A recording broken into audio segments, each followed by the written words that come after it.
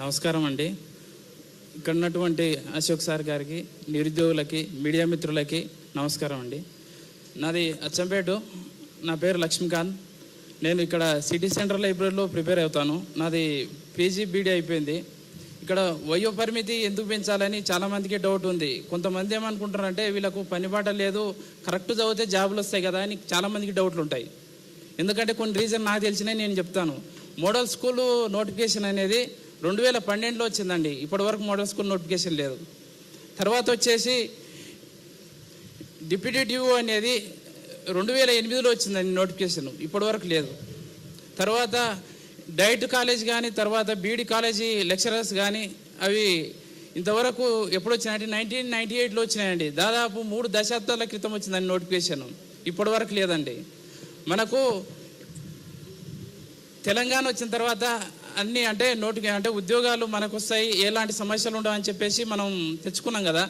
ఇప్పుడు ఏపీలో మన దగ్గర కూడా జాబ్ క్యాలెండర్ ఇస్తామని చెప్పారు, ఇవ్వలేదు. ఏపీలో జాబ్ క్యాలెండర్ ఇచ్చారు. ఏపీలో కూడా ఇప్పుడు 4వ డిఎస్సి నడుస్తుందండి. మన దగ్గర బలవంతంగా 2 డిఎస్సీలు మాత్రమే అయిపోయినాయండి.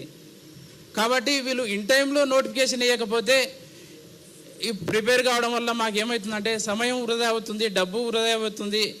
అంటే చాలా మేము కోల్పోతున్నాం. అందుకోసం మేము వయో పరిమితి పెంచమంటున్నాం. నోటిఫికేషన్లు కూడా ఇంకోటి ఏంటంటే నోటిఫికేషన్లో కొన్ని ఇష్యూస్ ఉన్నాయండి. ఇప్పుడు మేము టెట్ నోటిఫికేషన్ వేసినప్పుడు మనం చెప్పాలనుకునేది ఏంటంటే, ఇప్పుడు బయాలజికల్ సైన్స్ చెప్పవలసిన టీచరు మ్యాథ్స్ ఉంటుందండి సబ్జెక్టు. అదేవిధంగా ఇప్పుడు లాంగ్వేజ్ పండిట్ చెప్పాల్సిన వాళ్ళకి ఏదో సోషల్ సైన్స్ వేరే టెట్ రాస్తారండి. మనం ఇప్పుడు ఏదైతే బోధించాలనుకుంటున్నామో అదే సబ్జెక్టు పేపర్ పెడితే వాళ్ళకు న్యాయం జరుగుతుందండి. ఎందుకంటే ఇలాంటి లొసుకులు కూడా గవర్నమెంట్ గమనించాలి. ఇంకోటి ఏంటంటే, ఇప్పుడు ఒక ఎగ్జామ్ పెట్టినప్పుడు ఒకప్పుడు మనకు ఓఎంఆర్ షీట్ కింద ఇది కార్బన్ పేపర్ ఉంటుండేదండి. కార్బన్ పేపర్ ఉంటే నెక్స్ట్ నీకు రిజల్ట్ ఇచ్చినప్పుడు మనకు ప్రింట్అవుట్ ఉంటుంది కాబట్టి మనం రిజల్ట్ చూసుకోవడానికి అవకాశం ఉంటుండే. ఇప్పుడు వచ్చే ఎగ్జామ్స్లలో ఓన్లీ ఓఎంఆర్ షీట్ మాత్రమే వస్తుంది, కార్బన్ పేపర్ రావట్లేదు. దీనివల్ల ఏమవుతుందంటే పారదర్శకత అనేది ఎగ్జామ్లో లోపిస్తుంది. అంటే మనం రాసిన పేపరే అలా వాళ్ళు ఓఎంఆర్ పెడుతున్నారా వేరేది పెడుతున్నారా అనేది మనకు అర్థం కావట్లేదు. అదే మన కార్బన్ పేపర్ పెడితే మనం రాసిన పేపర్ మన కాడ ఆల్రెడీ ఉంటుంది కాబట్టి వాళ్ళు పెట్టింది కూడా టాలీ చేసుకోవడానికి అవకాశం ఉంటుంది. ఇదోటి. ఇంకోటి ఏంటంటే, ఇప్పుడు మనకు ఆన్లైన్లో ఎగ్జామ్ పెడుతున్నారు. ఆన్లైన్లో ఎగ్జామ్ పెట్టినప్పుడు ఇప్పుడు 1000 రూపాయల వరకు ఫీజు తీసుకుంటారండి. 1000 రూపాయల వరకు ఫీజు తీసుకుంటే ఇప్పుడు వాళ్ళు ఏం చేస్తున్నారు, ఆన్లైన్లో ఎగ్జామ్ పెట్టినా కూడా నెలల రిజల్ట్లు ఇవ్వకుండా ఆపుకుంటున్నారండి. అక్కడ ఏం జరుగుతుందో అలా ఏమంటే అవకతవకలు జరుగుతున్నాయో, ఏమన్నా వేరే వాళ్ళది ఏమైనా జరుగుతుందో కూడా అర్థం కావట్లేదు. ఇక్కడ అంటే గవర్నమెంట్కి మేము ఏం చెప్పదలుచుకున్నామంటే, ఇప్పుడు ఆన్లైన్లో ఎగ్జామ్ జరిగినప్పుడు మనం 1000 రూపాయలు కట్టినప్పుడు కనీసం మా యొక్క ఓఎంఆర్ షీట్ అనేది మేము ఏవైతే ఎగ్జామ్ రాసినామో అదని ప్రింట్అవుట్ ఇవ్వాలండి మాకు. ఎందుకంటే మేము ఏ ఎగ్జామ్ రాసినామో అనేది మీరు రిజల్ట్ ఇచ్చినప్పుడు మాదా కాదని చూసుకోవడానికి వీలుంటుంది. అంటే పారదర్శకత అనేది ఉంటుంది. లేకపోతే ఎందుకంటే ఇప్పుడు మన దగ్గర ఎలాంటి ప్రూఫ్ లేనప్పుడు మనం వేరే వాళ్ళు ఏది పెడితే అదే నిజమవుతుంది. ఎందుకంటే మొన్న గ్రూప్ 1లో చాలా ఇష్యూస్ జరిగినాయి. ఏమున్నాయి ప్రూఫ్లు అంటే మన దగ్గర ఏముండవు. అట్లా ఇంకోటి ఏంటంటే, గురుకులాల్లో కూడా చాలా గొప్పగా చెప్పుకుంటారు, కాకపోతే గురుకులాలకు సరైనటువంటి మెటీరియల్ లేవండి. ఇంకోటి తెలుగు అకాడమీ బుక్స్ కూడా అప్డేట్ చేయాలి. ఇంకోటి తెలుగు అకాడమీ మెటీరియల్ కూడా ప్రామాణికం కావంటారు. మరి ఇప్పుడు ఇంకోటి ఏంటంటే, ఏదైనా నోటిఫికేషన్ ఇచ్చినప్పుడు ఏ ఇష్యూస్ లేకుండా కోర్టు ఇష్యూస్ రాకుండా నోటిఫికేషన్ ఇవ్వాలి. ఇప్పుడు సిలబస్ కమిటీ వేసినారు. సిలబస్ కమిటీ వేసి అదేదో క్లియర్గా తెలియక ముందుకే నోటిఫికేషన్ ఇచ్చారు. ఎట్లా ఇస్తారు? ఇప్పుడు నోటిఫికేషన్ సంబంధించినటువంటి జీవోలు ఉన్నాయి. ఆ జీవోలు కూడా క్లియర్ కాకముందుకే నోటిఫికేషన్లు ఇస్తున్నారు. అంటే వీళ్ళ ఉద్దేశం ఏంది అంటే జాబులు ఇవ్వాలని ఉందా లేదా? ఇప్పుడు 29 జీవో ఉంది, 108 జీవో ఉంది, 46 జీవో ఉంది. ఇవన్నీ ఏవి క్లియర్ చేయలేదు. వీళ్ళు ప్రభుత్వానికి అంటే ప్రభుత్వంలోకి రాకముందుకు ఏం చెప్పినారు, ఇప్పుడు ఎలాంటి లొసుకులు లేకుండా పారదర్శకంగా నియామకాలు చేపడతామని చెప్పారు. కానీ ఏ ఒక్క సమస్యను కూడా పరిష్కారం చేయలేదు. ఈరోజు ఏదన్నా ఎగ్జామ్ పెడితే కనీసం తెలుగు నుంచి ఇంగ్లీష్ నుంచి తెలుగు ట్రాన్స్లేట్ చేస్తే ప్రతి దాంట్లో మిస్టేక్స్ ఉంటాయి. మనము 99% ఇక్కడ తెలుగు వాళ్ళు ఉంటాం, ఇంగ్లీష్ను ప్రామాణికం తీసుకుంటారు సార్. ఇక్కడ పేపరు ఇంగ్లీష్లో తయారు చేస్తే తెలుగు అంటే ఇంగ్లీష్ మాత్రం ప్రామాణికం చేసుకుంటారు. కొన్ని అంటే క్వశ్చన్లు కూడా మిస్ అవుతున్నాం సార్ కొందరు, ఎందుకంటే జాబులు కోల్పోయిన వాళ్ళు ఉన్నారు. ఎందుకంటే ఇంగ్లీష్ నుంచి తెలుగు ట్రాన్స్లేషన్ చేసినప్పుడు కొన్ని వర్డ్స్ అనేవి చాలా చేంజ్ అయిపోతాయి. దానివల్ల ఏమైతే కొన్ని క్వశ్చన్లు చేయలేకపోతాం, దానివల్ల జాబులు కోల్పోయిన వాళ్ళు ఉంటారు. ఇలాంటి మిస్టేక్స్ కూడా చేయకూడదు. అదేవిధంగా గురుకులాల రిజల్ట్ ఇచ్చేటప్పుడు కూడా పెట్టే విధానం అంటే డిఎలు జేఎలు తర్వాత పీజీటీ టీజీటీ అని చెప్పేసి అన్ని సీక్వెన్స్గా ఇచ్చుకుంటూ వచ్చి దానికే అమౌంట్ తీసుకున్నారు. లాస్ట్ మూమెంట్లో ఏం చేశారంటే మెథడ్ అనే పేపర్ని కలిపి పెట్టేశారు. అంటే వాళ్ళకి ఇష్టం వచ్చినట్టు పెట్టుకోవడం కరెక్ట్ కాదు కదా. ఇప్పుడు ఒక మెథడ్ అనేది ఇప్పుడు ఒక దాంట్లో మెథడ్లో మార్కులు ఎక్కువ వచ్చినాయంటే వాడు అంటే ఎవరికైనా ఎక్కువ మార్కులు వచ్చినాయంటే జేఎల్లో ఎక్కువ మార్కులు వచ్చినాయంటే అతనికి యాజ్ ఇట్ ఈజ్ పీజీట్లో కూడా వచ్చేస్తాయి. కాబట్టి ఏదైనా ఎగ్జామ్ అంటే పీజీట్లో ఇది గురుకులాల్లో నిర్వహించేటప్పుడు కూడా దానికే సపరేట్ తీసుకొని దానికే ఇలాంటి అంటే నోటిఫికేషన్ సంబంధించినటువంటి ఇష్యూస్ ఏవి లేకుండా గవర్నమెంట్ నోటిఫికేషన్లు ఇచ్చి ఏజ్ పెంచాలి. అదేవిధంగా నోటిఫికేషన్లు కూడా డీలే చేయకుండా ఇస్తే మంచిదని కోరుకుంటున్నాను.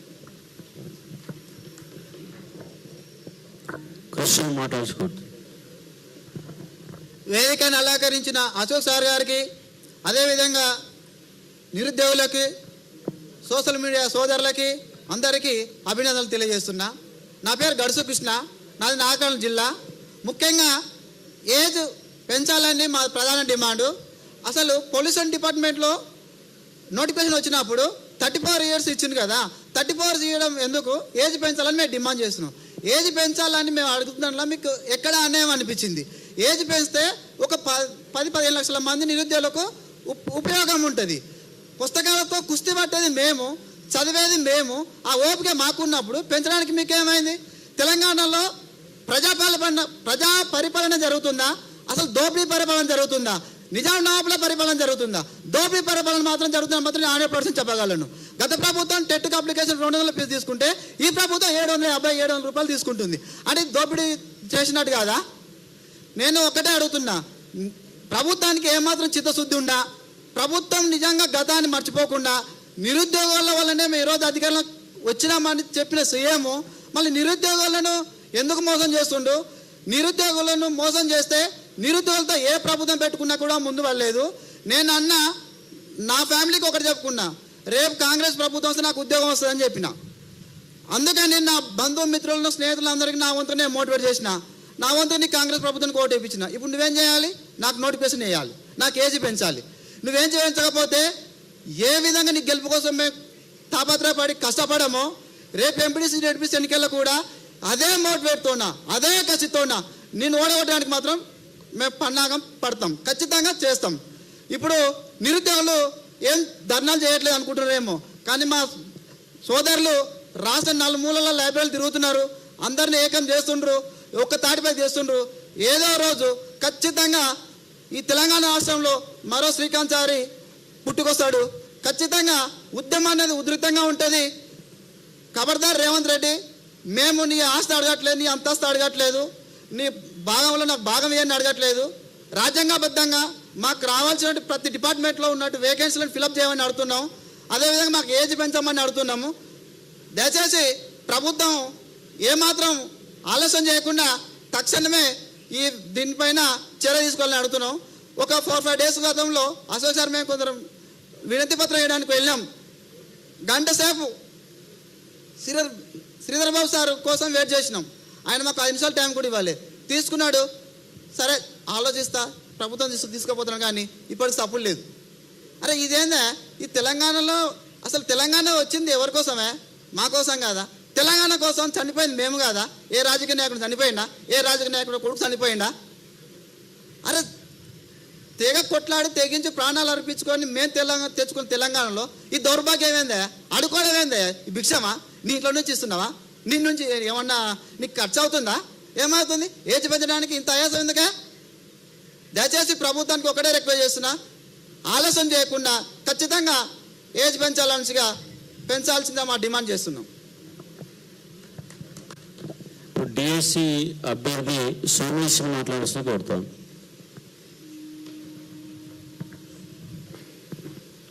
మీడియా మిత్రులకు మరియు అశోక్ సార్కి మరియు అందరు తోటి మిత్రులందరికీ నమస్కారాలు. ఈరోజు వాస్తవంగా చెప్పాలంటే మేము గత 10 రోజుల కిందట టీఎస్పీ కమిషనర్ మరియు చైర్మన్ దగ్గర వెళ్ళడం జరిగింది. అశోక్ సార్ మరియు మేము తోటి మిత్రులందరం కలిసి వెళ్ళడం జరిగింది. అక్కడ ఎందుకు వెళ్ళామంటే మాకు ఏజ్ రిలాక్షన్ వయోపరిమితి అనేది పెంచాలి అని నినాదంతో మేము అక్కడ వెళ్ళడం జరిగింది. కానీ అక్కడ వెళ్తే కనీసం అక్కడ ఉన్న అధికారులు కానీ అక్కడ ఉన్న కమిషనర్ కానీ అక్కడ ఉన్న చైర్మన్ గారి కనీసం పట్టించుకోకుండా కనీసం పైన పిలవకుండా కూడా కింద గంటన్నర సేపు ఆపించారు. అక్కడ ఇది ఎక్కడ అసలు తెలంగాణ రాష్ట్రంలోనే ఉన్నామా? గంట తర్వాత పైకి పిలిపించి ఒక 10 నిమిషాలు ఒక 2 మినిట్స్ మాత్రమే మాట్లాడించి కిందకు పంపించారు. పోలీసు వాళ్ళు మాత్రం అక్కడ ప్రతి ఒక్క 10-15 పోలీసులు రావడం జరిగింది. మేము ఉగ్రవాదులమా? మా హక్కులు మేము అడగవద్దా? నిరుద్యోగులం మేము మా వయోపరిమితి గురించి మేము అడగవద్దా? అక్కడి నుండి డైరెక్ట్ మేము సెక్రటరియట్ వెళ్ళడం జరిగింది. సెక్రటరియట్కి వెళ్తే మన దుద్దిల శ్రీధర్ సార్ గారు మినిస్టర్ దగ్గర వెళ్ళడం జరిగింది. సార్ దగ్గర వెళ్తే కనీసం వినతి పత్రం ఇస్తే ఇవ్వడానికి కూడా టైం లేకుండా సరే అని మామూలుగా చెప్పేసి వెళ్ళిపోవడం.